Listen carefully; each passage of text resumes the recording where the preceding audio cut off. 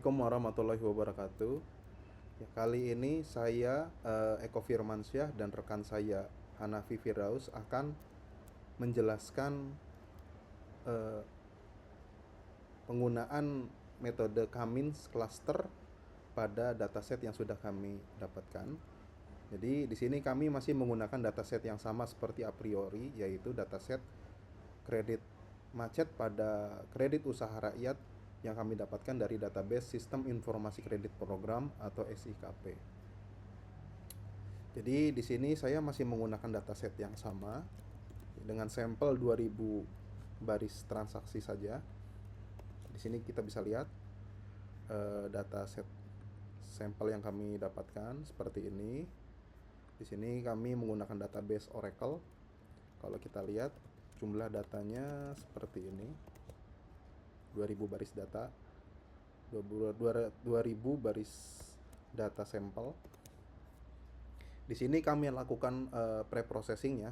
Jadi kami akan melakukan proses cluster pada atribut yang memiliki nilai kuantitatif, yaitu usia, nilai akad, dan tenor. Di sini selanjutnya kami buang atribut yang lainnya selain 3 atribut yang tadi. Lalu berikutnya untuk nilai akad, karena rentangnya sangat jauh, usia dan tenor itu puluhan, sedangkan nilai akad itu ratusan juta, puluhan hingga ratusan juta, maka kami lakukan normalisasi dengan membagi dengan sejuta. Jadi di sini contohnya 6 juta menjadi 6 saja di sini. Artinya merepresentasikan 6 juta saja agar tidak bias ketika melakukan perhitungan jarak Euklidian. Di sini 15 artinya 15 juta, 25 artinya 25 juta, dan seterusnya. Setelah kami lakukan normalisasi dan pre-processing, selanjutnya dataset ini kami lakukan proses cluster Cummins. Tapi sebelum melakukan proses cluster Cummins, kami ingin mengetahui dulu berapa cluster yang terbaik menggunakan elbow method. Jadi dataset ini kami olah menggunakan script Python yang sederhana seperti ini. Jadi dataset yang tadi saya ekspor ke dalam CSV, lalu isinya kami import ke dalam script Python yang sederhana yang menghasilkan elbow method seperti ini. Nah, berdasarkan teori yang saya dapatkan bahwa cluster terbaik yaitu adalah ketika terjadinya siku, titik terjadinya siku. Siku di sini kalau kita lihat adalah proses yang tadinya menukik kemudian melandai. Jadi yang sudutnya paling kecil. Di sini kita bisa lihat siku itu terjadi di titik cluster dengan jumlah 3.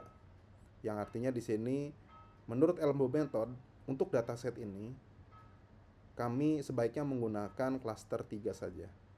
Oke.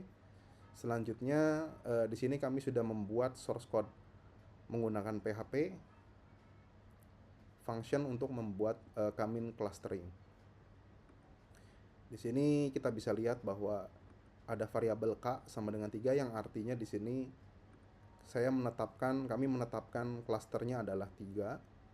Lalu centroid di sini saya membuat otomatis. Jadi total anggota yaitu di sini ada 2000 baris data dibagi oleh klasternya 3. Itulah centroid awalnya. Jadi misalkan di sini ada 2000 baris data, kalau kita bagi 3 artinya sekitar 600 sekian. 0 sampai 600 sekian itu di titik atau 0 adalah centroid awal, centroid 1, lalu 600 sekian adalah centroid 2, dan 1200 sekian adalah centroid 3, dan seterusnya seperti itu. Selanjutnya berdasarkan centroid awal itu sistem akan melakukan proses iterasi di sini. Di sini sistem akan melakukan proses iterasi di mana untuk setiap iterasi ini kita hitung jaraknya.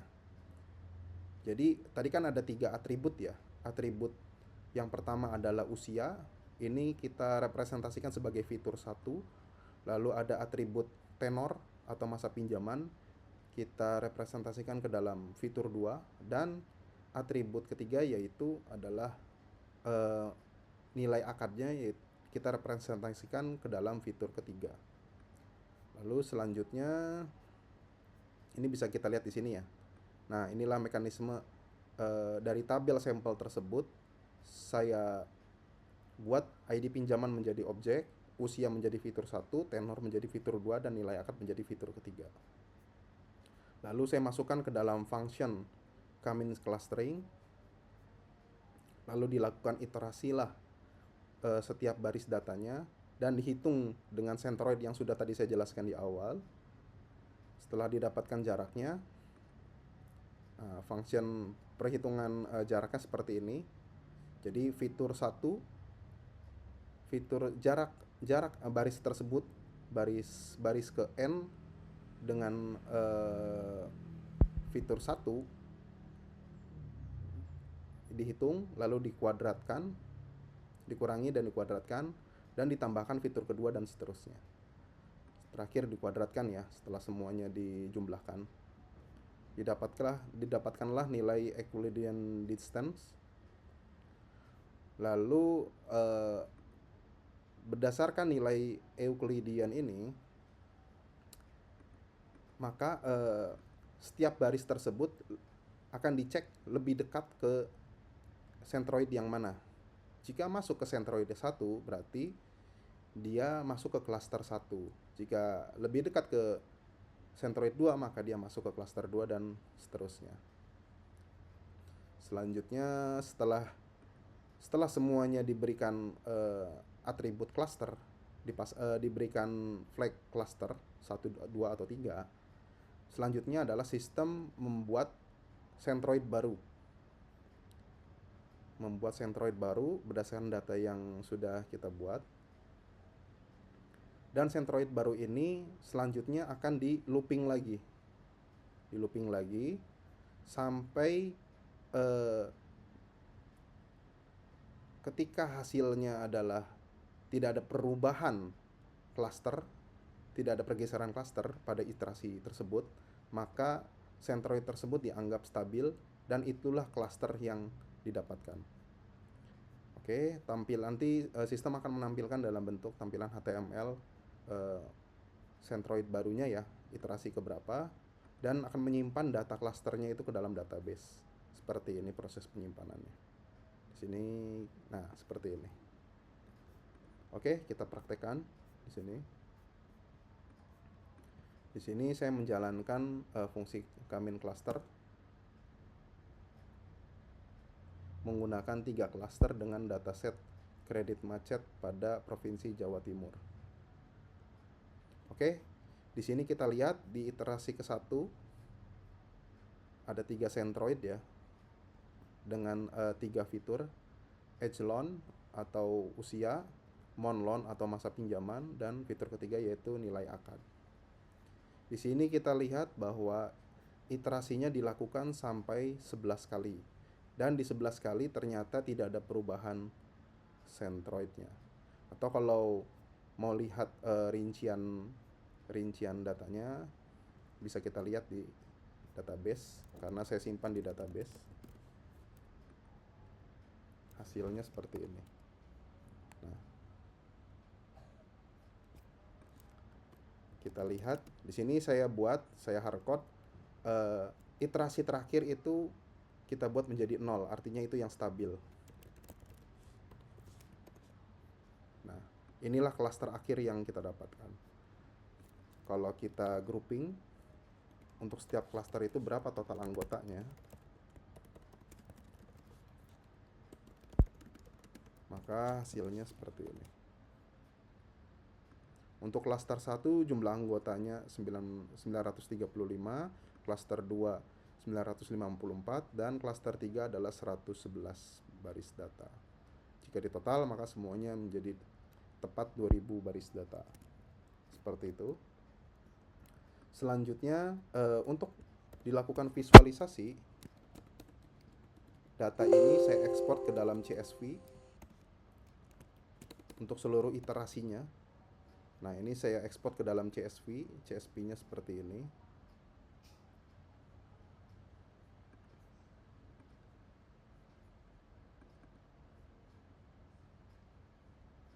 CSV.